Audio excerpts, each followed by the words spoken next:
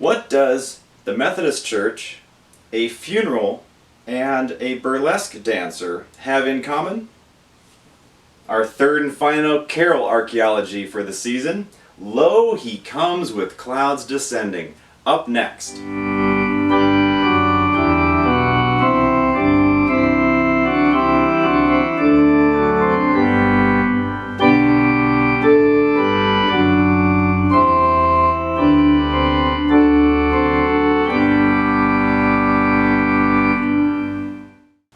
We have a doozy of a last carol for you this season in our video series, the Advent Archaeology series, where I give you the history of the tune and the text, and Pastor Matt will give you a reflection on the basis of the text.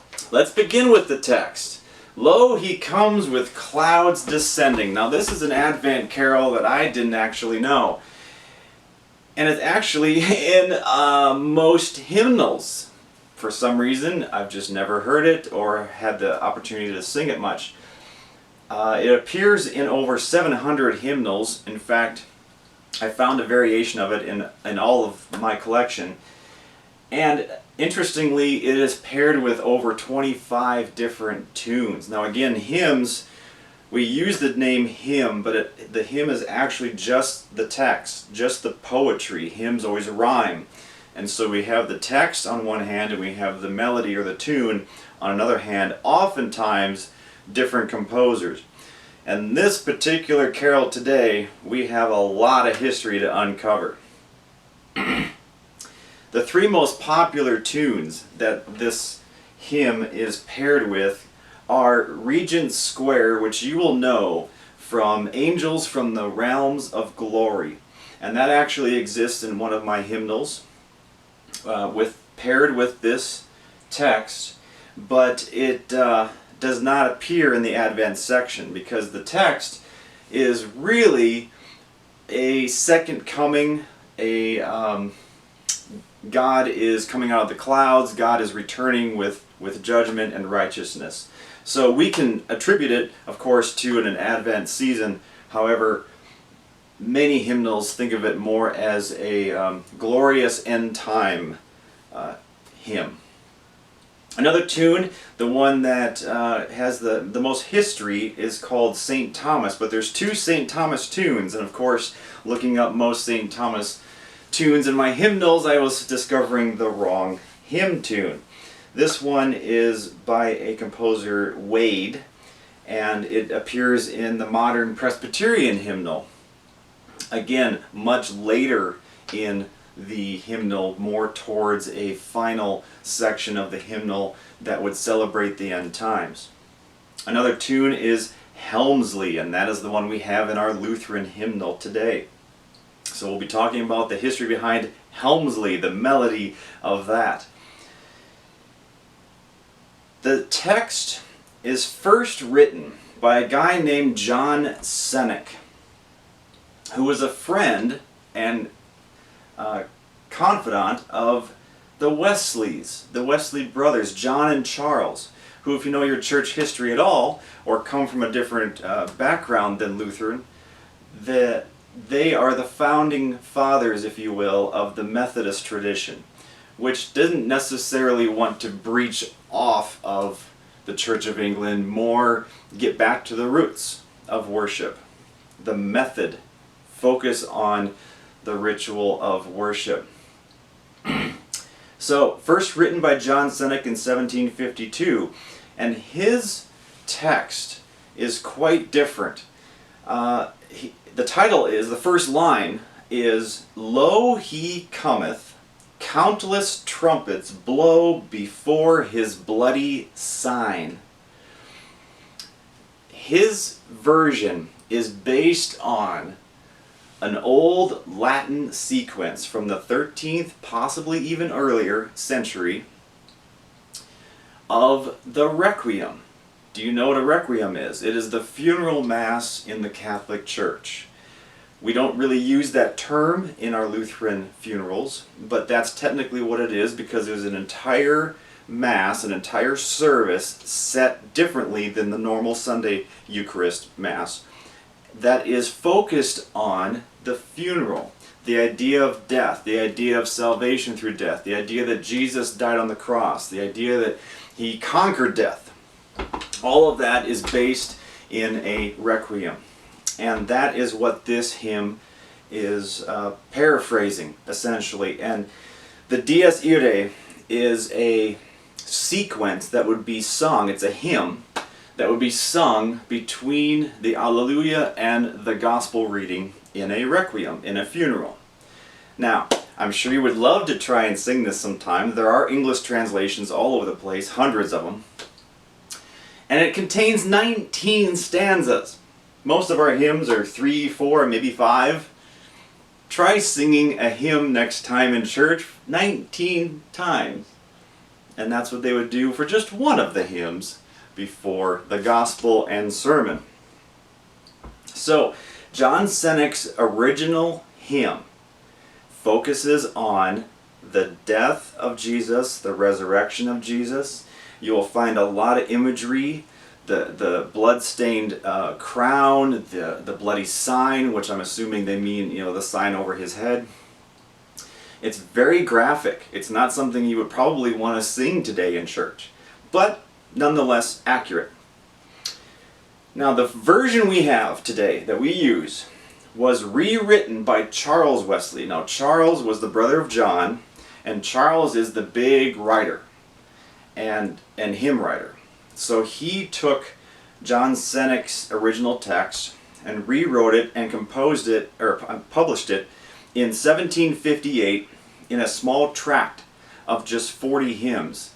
And this was very popular back then, to publish very small hymnals, not our big ones that we have today, but pocket size, little pamphlets that you could carry around and sing with you wherever, or witness to someone, or hand out, give away. They were inexpensive. And that is what we have here in our Lutheran Book of Worship, number 27. It is altered very, very slightly from Charles Wesley's original version.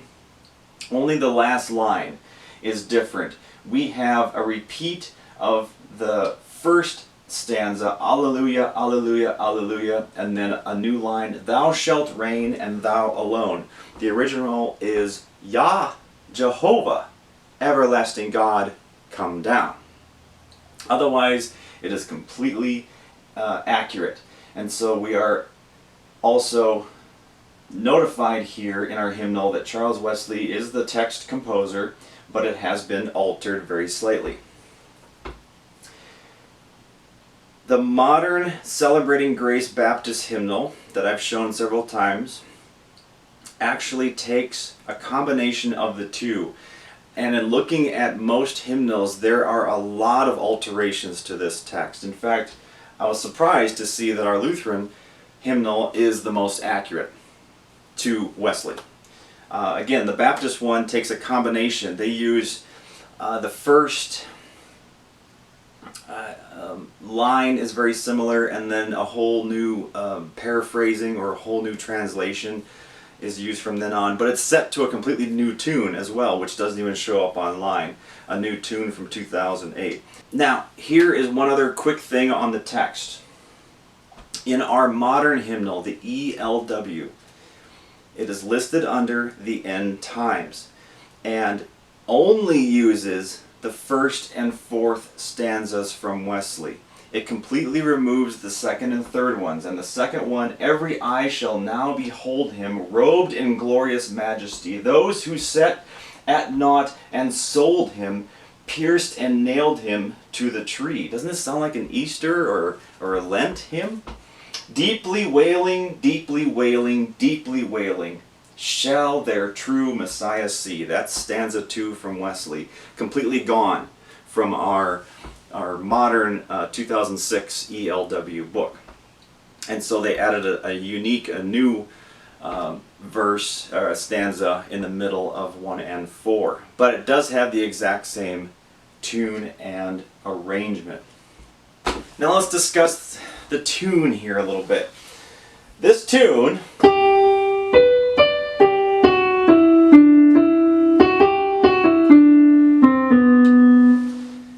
has quite a history. And again, this is just one of 25 odd melodies that are paired with our text. This tune in our hymnal is called Helmsley, and there's no person by that name. I'm not sure where that title comes from. Usually melodies are named either after the composer himself or some other reference like a psalm or a nearby town or something. So Helmsley is the composer attributed the melody. The melody was actually composed by Thomas Arne, and the hymn itself is said to be composed by Martin Madonne and arranged by Ralph Vaughan Williams. If you're getting confused already, just hang on. So, John Wesley, Charles's brother, John Wesley publishes a hymnal using his brother Charles's texts, and it included this tune, to whom he attributed it, Thomas Olivers. So Thomas Olivers gets credit for this melody. Now, where did Thomas Olivers supposedly get this? Supposedly, the story goes, he was walking down the street and he heard a street musician or a violinist or someone playing this melody.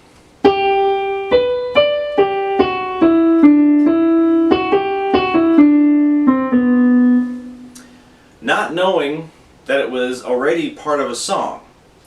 That song has a title of Guardian Angels, a secular song of the time. The song Guardian Angels, which was actually composed by a guy named Thomas Augustine Arne, or Arne. So he writes the secular song Guardian Angels. Olivers hears it, brings it to John Wesley, who pairs it with Charles Wesley's text, and we get the composer of Thomas Olivers. However, most books and websites are saying actually that a guy named Martin Madonne was the actual composer of this melody. So who is Martin Madonne? He was a theologian, a extensive writer, but as you read his background, he actually was more of an assembler of writings, of poetry, of books. He adapted a lot of writings.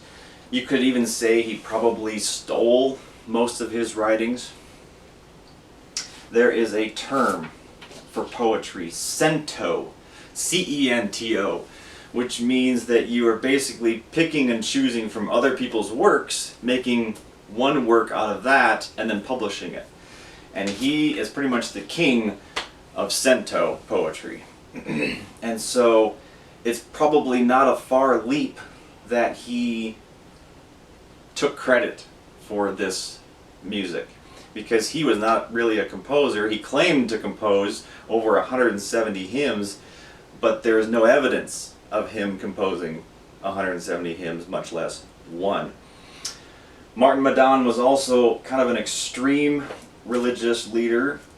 He wrote a book in which he advocated for polygamy, and so he didn't have the greatest standing in England and throughout the world.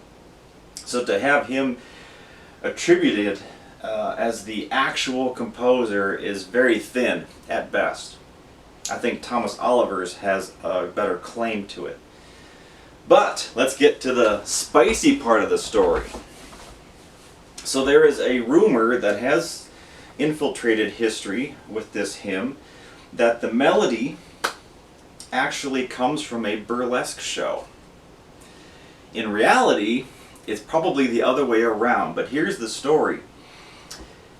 In around 1769, a few years after Wesley's publication of this hymn, a few years after, there was a burlesque show that was published called The Golden Pippin that flopped, made no money.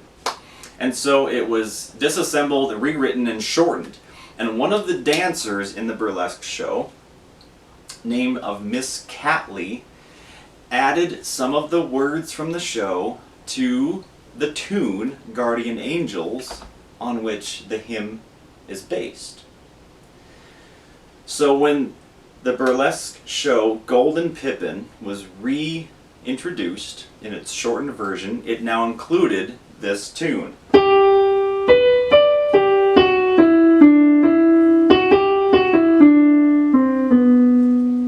So many people for a while thought that when they heard this, it came from something a little tawdry.